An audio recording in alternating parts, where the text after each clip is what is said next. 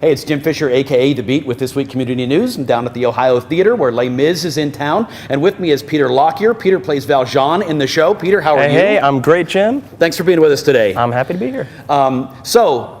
You're allowed to do an interview without singing, apparently. Isn't that nice? You've just spoken to us a little bit. Because it's a little early in the morning to sing, right? Is that how it works? I might sound a little groggy if I tried to sing Bring 'Em Home, right? Gotcha. We have to bring it down the octave, yeah. Okay, very good. But you've been with the show for a little over a year. I guess right. Tell us what we're going to see in the show. This show is the iconic show that you love. You know, if you have to see a show, if you want to see a show, Les Mis is what you want to see. It's been around for 27 years now. Many people have seen it dozens of times. Right. And what's cool about this production is it's a brand new production.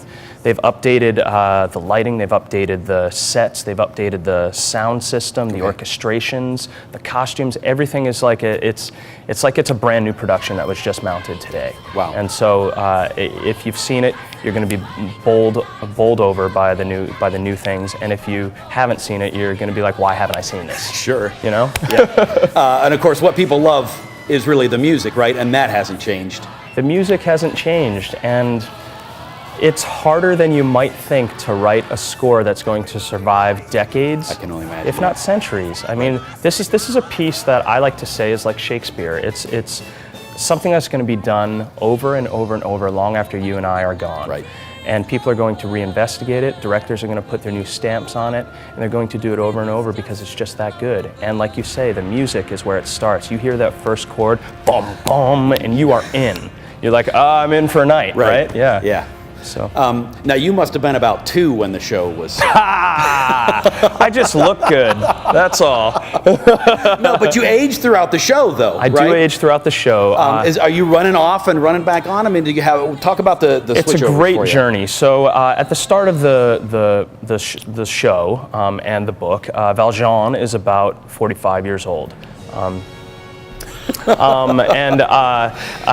I can speak to, by the way. But I age about 20 years. Okay. So at the end of the show, I'm about 65. But back then, 65 was pretty old. 1830s, it's pretty old.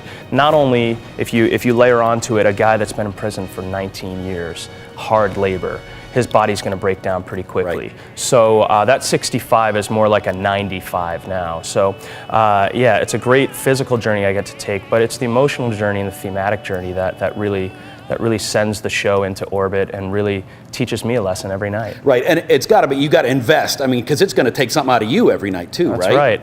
What's nice is that the show is so well written that it's best to just not think about it. Okay. Because I know the show, I know the lines, I know the notes.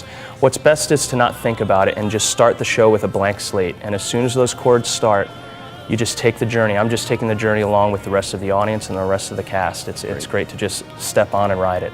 And you got to have a favorite, right? You got a favorite? What's your favorite? It changes all the time, believe it or not. I mean, it'd be easy for me to say Bring 'Em Home because it's one of the best musical theater songs ever written for our canon.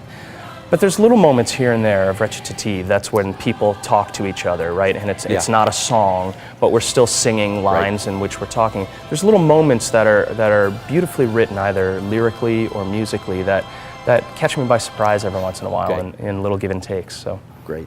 Well, hey, it's been a great chat this morning. Thanks for taking the time out. Really appreciate it, and have a great show. Thank you for coming down. No and problem. thank you for coming down.